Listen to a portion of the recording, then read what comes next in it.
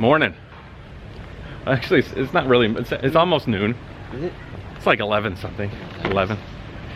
Today we did something that I haven't done on my tour. Like, I don't think I've ever on tour, have I stopped and gone to a gym? Anyways. 2 days in a row. Yeah, we did it yesterday too.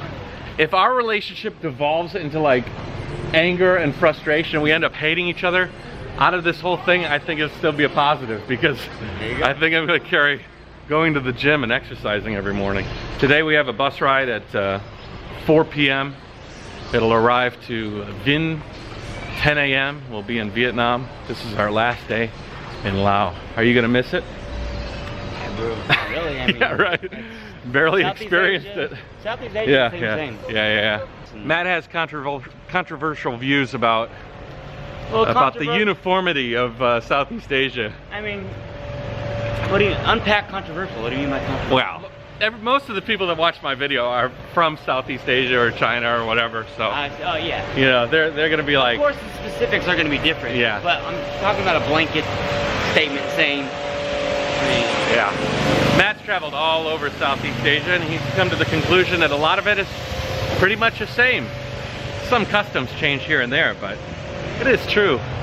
Asia is pretty uniform. Like the architecture and the buildings. Yeah, there's some slight variations. That's what I mean. I'm very, very broad brush here. Yeah. If you guys know Matt at all prior to this visit, you know him from when I climbed Mount Everest. He came to visit me and send me off on my way. You were on a visa. That was a visa renewal, like an extended visa renewal. It was a visa run. That was the excuse. Because you were living in Indonesia. And I had to leave Indonesia, and I always go to Singapore. That's where most people go when they do visa runs from Indonesia. Yeah. But I was doing this thing. Yeah, and I was tired of going to Singapore, and I'd never been to Nepal, so I was like, hey. Why not? And that was more than happy, because we hadn't seen each other for a while, and that was cool. So he came up. I tried on my outfit. You'll watch the episodes. I'll link to a couple of those. You had fun, right? The first day? I mean, it was great. Until you woke up one day and you were kind of sore. I had a headache, which I attributed to going out drinking last night. Which was weird to me because I didn't drink that much. Yeah, barely drank at all. And my muscles were really sore, but I had worked out at the hotel gym the night before. So I had two things that I was able to attribute my muscle soreness and my headache to. Yeah. Now, if I didn't drink at all and I didn't work out the day before, something was wrong. Yeah. And I definitely wouldn't have. Remember, we walked around the whole. Yeah. We were looking for backpacks, right? I would have not. I figured it was a hangover, and it would eventually go away like all hangovers do. Yeah. But this only got worse throughout the day. I encourage you guys to watch the episodes of Everest. These were some of my first vlogs, so I was just kind of getting the hang of it. But Matt took a precipitous fall as far as feeling worse and worse and worse. It got worse and worse, and I'm like, hangovers actually get better throughout the day, and this is getting worse, so I knew something was up. So I had to leave, and I felt really guilty leaving you. Like, I left him sweating in bed. Like, you were in bad shape. It was 103 temperature. Yeah. When you left. And I had to be like, are you okay, man? I'm really sorry, but, you know, I've got Everest. I'm going to Everest, bro. Of course I understood. Of course I didn't hold it. Yeah. I know, but you know, human guilt. You know, leaving a friend in need. I left, and his story continued, and my story continued separately. And so I thought this might be a good opportunity to talk about his side of the story when I was going on my Everest adventure and what happened to him. Yeah, I stayed in bed until they made me basically leave the room, because I kept on calling in, can I have late checkout? Yeah. And because my flight wasn't until like 5 p.m. or something. They let me stay at somewhere like 1 p.m. Then I went down to the lobby. Yeah. And all I did was transfer my body from the bed to the lobby bench. Yeah. And when I was in the lobby bench, that's when I knew. At this time, I'm almost positive it was dengue. Dengue, yeah. I knew it was, and I was texting people back on the island, getting advice. What should I do? Everyone tells you, and I guess that they had a good reason to, because this is technically what how it works for dengue. Dengue, there is no treatment for it, there's no medicine. You just let it run its course, and in 3 to 4 to 5 days, it goes away. Well, when I was in the lobby of that hotel, this is not no ordinary dengue. Because I've met people who have dengue. I mean, it's not common, but it's somewhat common on the island. Yeah. And I just knew like dengue you get, by the way, from mosquitoes, right? Daytime mosquitoes. Daytime mosquitoes. Even if you get bit, stung, whatever they do, by one, it still doesn't mean you're gonna get it. Your body has to attach to it. So it's more than just, you know, many people may have got bitten / stung by a mosquito with dengue, but their body just luckily didn't take to it. React to Didn't take to it. Mine did, and my journey back home was probably one of the most scary journeys ever. When I say home, I mean Indonesia. Because I went from Kathmandu to Indonesia and had a layover somewhere in Vietnam or somewhere in between there. All the while with dengue. I mean, I'm surprised you even got, because a lot of the airports, they have that, like, they check you, you know? For me, personally, it's my opinion, buying first class tickets is the biggest waste of money. Yeah. But I could not sit in a regular airplane seat for 6 hours, however long the flight was. I upgraded to a first class because I needed to lay down. It was an expensive disease I got, let's put it that way. Because that upgrade to first class was probably more than, well, I don't want to get into this yet. The whole hospital. Okay. Yeah. We're one step at a time. Yeah, okay. Where did you get bit by the mosquito? You sure it was in Indonesia? 100%. Before you started. Before you even saw me. I know. You had it. I was in Gili Air. I know for a fact that's where it happened because there's a lot of mosquitoes. Because it rained earlier, like a few days earlier, the day before, so it was very humid. Yeah. And there was mosquitoes everywhere. And I know I got it in Gili Air. And then, because 3 days later, I was in Nepal, and it takes about 24 to 36 hours or actually it could take you a little longer, for you to feel the effects of it. Yeah. So, by doing a little bit of deductive reasoning, I just figured that was where he got it. At what point did you know you had the other thing? And what was the other thing that you had? The other one was typhoid. And typhoid. I didn't know that until I got to the hospital and they ran my blood tests and everything. And that's a whole nother story. And typhoid and dengue. I found it out when I was told I had dengue. Oh, by the way, you also have typhoid. Okay. Is it common to get both of those at the same time, or is that pretty rare? Yeah, honestly it is. Okay. Because dengue, what it does, it breaks down your immune system. Yeah. So you're susceptible to a lot of stuff. Yeah. And typhoid, I don't know if I got typhoid from that same mosquito or if it was another reason, but somehow I also got typhoid. Typhoid isn't as bad as it sounds. It was the dengue that was bad. It just, the word typhoid, when you say it, it's like got teeth on it. Yeah. Typhoid. But there's a difference between typhoid and typhus. Typhus, okay. Typhus is a lot worse than typhoid. When I woke up, when we landed in Mataram, Lombok, Indonesia, when I woke up, I knew if I wasn't dead and I was having an out-of-body experience, I was about to die. You're That's close. how I felt. When I stood up from my seat, like I was like the third row.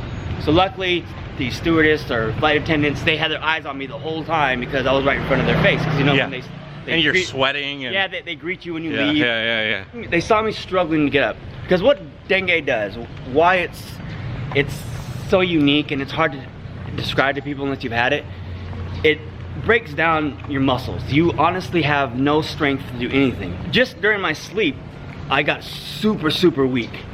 When I thought I could stand up and support, my body can support my legs can support my body, but not so much. When I stood up, I was wobbly and I almost fell. And in Mataram, they have those rolling staircases instead of an actual terminal, like a walkway into the plane. So I was the first one off the plane, and I took a step down the first step, and my quadriceps just completely gave way. Collapsed. I had no strength to step down. And Matt's a strong, he's always been a strong guy. Yeah. I mean, he's a healthy guy, so like this is like Yeah, that's what I'm saying. It was alarm bells. Like, I didn't have, like, it wasn't a sickness like where I had a stomach ache or it was a complete feeling of weakness. And if anyone's had dengue, then I'm sure you're like, oh yeah, I got that. I know what he's talking about. Yeah. But it's hard to describe because there's not a feeling like it unless you've experienced it. Yeah. So when I took that step down, it's a very narrow staircase. So when I took that step down, I almost fell off the side. Literally almost fell off the side of the staircase. The staircase, and I felt onto the tarmac. And I felt a hand like this, and it was the flight attendant, because they had their eyes on me the whole time because they saw. Thank God. Yeah, and they said, "Are you okay?" They actually helped me down the staircase.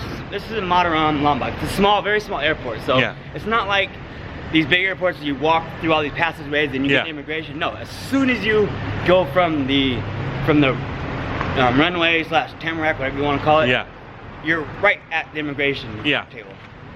So they like said, you know, what's wrong with you? I convinced them that I had a long night, I was hungover and I was sick. I said, no, really. Why did you do that? Why didn't you tell them? Okay. Because they would not let me in the country unless I have a full medical. Yeah, but they would have gotten you some medical care right there. But at this time, I still wasn't sure exactly what was going on. Jeez. I just wanted to go back to my comfort zone, which was the Gili Islands. That's all I wanted, because I knew people and I was comfortable there. We were talking about all the decisions along the way that could have killed you. That could have been a decision that killed you. I mean, because you told them I'm all right, you got them to believe that you are right, they let you continue.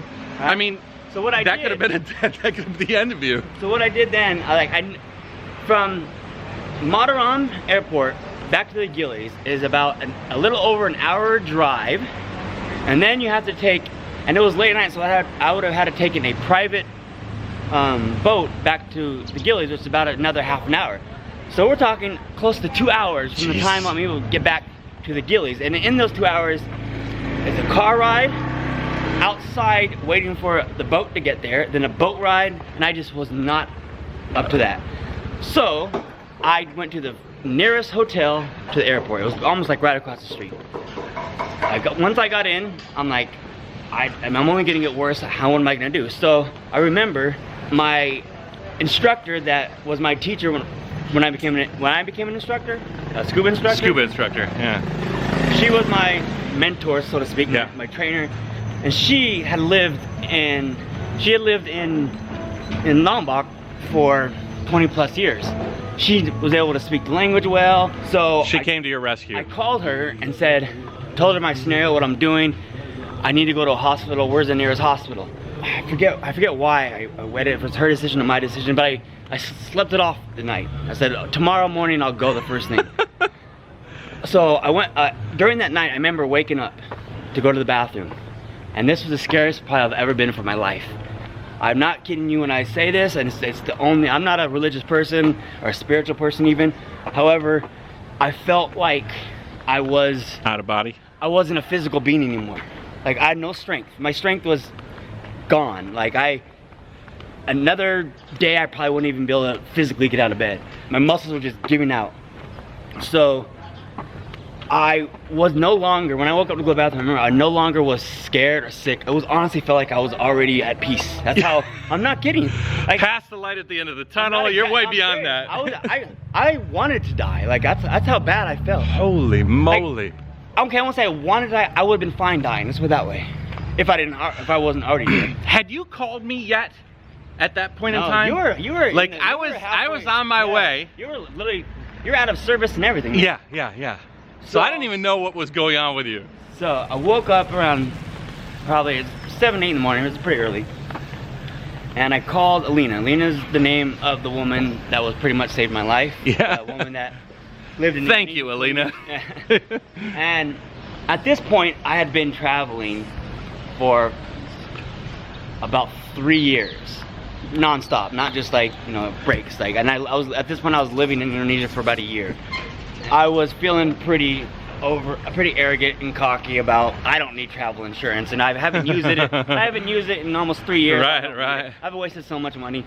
So I stopped carrying travel insurance about 6 months prior to this. And because it is somewhat common, like I said, in the Gilis to get dengue. I knew how much it cost to get treated for it. Yeah. I pretty much knew what I was getting myself into. Yeah. Now the international hospital there, everyone that ever had it that I know of, the cheapest they got it for was like $5,000 for, you know, they had to stay in the hospital for a day or two, yeah. and the medicine, $5,000, and I would have been out of pocket of that because I didn't have insurance. So I called Aline and I was like, I need a hospital. She goes, well, there's the international one, but there's also the local one's obviously gonna be a lot cheaper.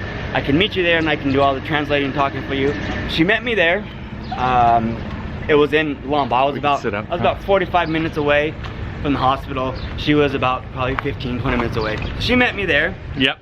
I got there, I was waiting, and she showed up. She just was like, you just don't, she could tell I was dying of dying, yeah. And so she was like talking Bahasa to the doctor, the nurses, and everything. They ran tests on me, then we had to wait about an hour for the test to be, then look at the test and everything. Is that the picture where your feet are? Yes, now there's a picture of me. During this hour, Alina ran and got me, because I hadn't eaten in probably 24 hours. And so she ran and got me McDonald's, of all places, so I can get food in something, me. yeah. And what dengue actually does to you, you start bleeding internally. And why that's so dangerous is because if the bleeding gets to your vital organs, this whole area, yeah, you will bleed out. Your heart will, all your organs completely just bleed out. Yeah. And you die from bleeding inside, out, like yeah. internally. Yeah. After about an hour, I'm laying in the hospital bed, eating my McDonald's, trying to eat my McDonald's. The doctor comes in, and the look on this doctor's face was, I mean, if I had to describe it, just the look, he was wondering why I was even still alive. I heard him and Alina were talking. Yeah. La la la la. I didn't know a single word they were saying, except for the word dengue, which I knew I had that. Yeah, yeah. And then I heard typhoid, and then I heard hemorrhage. There's internal hemorrhage. I may be wrong, but don't quote me, but I think there's like 3 strands of dengue. The 2 that all my friends told me, you know, advised me on, just wait it out, drink water, just wait it, it'll go away. And on all of the dengue that I know of people, they've had the strains that do that. They actually it does go away on its own. You just have to wait it out, drink water. I had the very rare strain where it's called hemorrhaging. If you go to Wikipedia, yeah, hemorrhage dengue. Yeah, you'll find it. And I think the stats are, again, don't quote me, but it's something roughly like 1% of adults that get this die, which is enough for me. It's 1 out of 100. Yeah, right. And it's like 9% or 10% of infants that have this dengue, this type of strand dengue, die. Yeah. So just a 1% chance was even scary for me. So when Alina looked at me and said, you have dengue, and then looked back at him, and she looked back at me again and said, and you have the hemorrhage, whatever it's called. Yeah, hemorrhagic. And I'm like, oh great. I know that wasn't good. I didn't know the details of exactly what that was, but I know it wasn't good. And by the looks on their face, they knew it wasn't good either. Yeah. So, Alina comes and, you know, translates everything the doctor's saying to me and what they're gonna do, and long story kind of short, I ended up staying 3 days in the Indonesian local hospital, and it was probably one of the, I mean, hindsight, of course, I can say this now. You survived.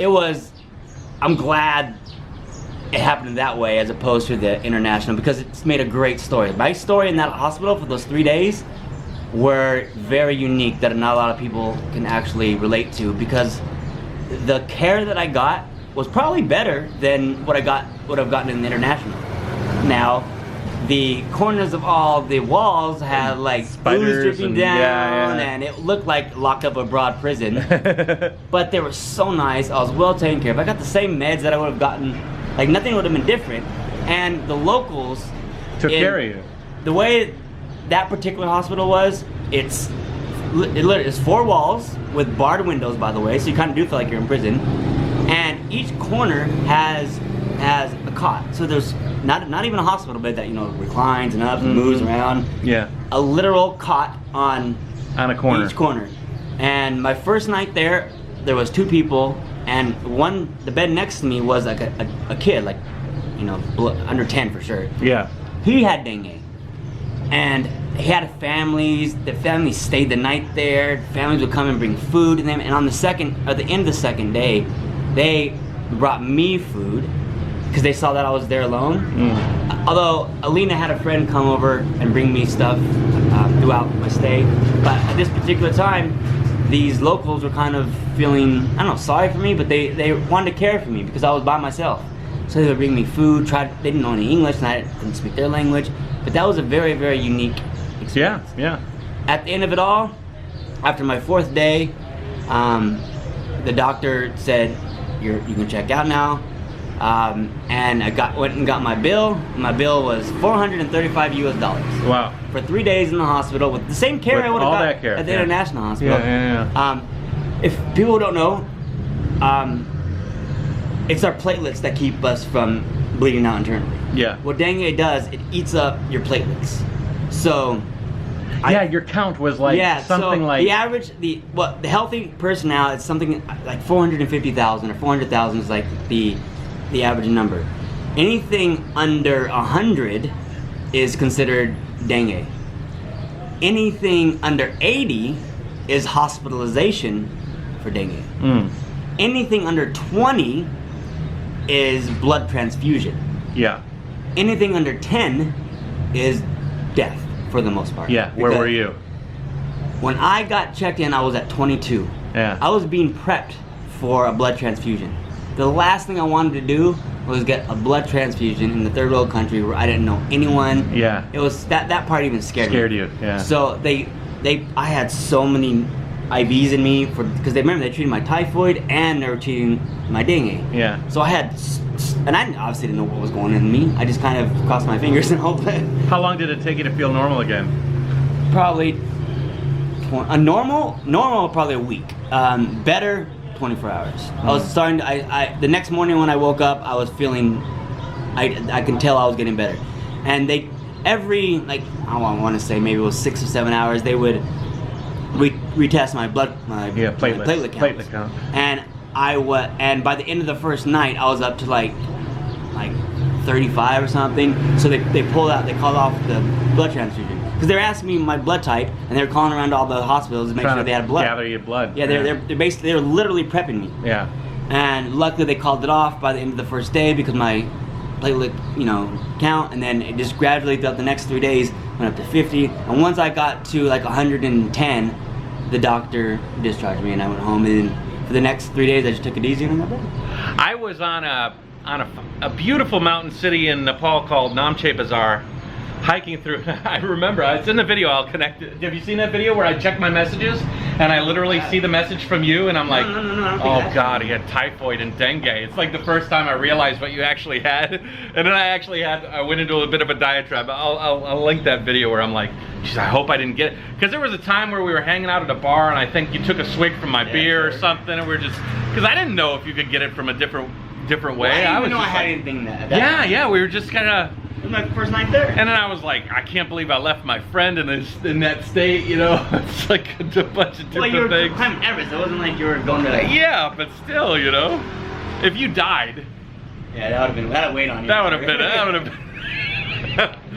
I'd have felt bad. Like, the thing is, I've been in a car wreck. I was in a coma before, and I think this was even closer to death than my car wreck was. Wow. But you got through it. Do you think that the experience of going through that, you're a better person for it? Like, did it give you any life lessons or anything like that?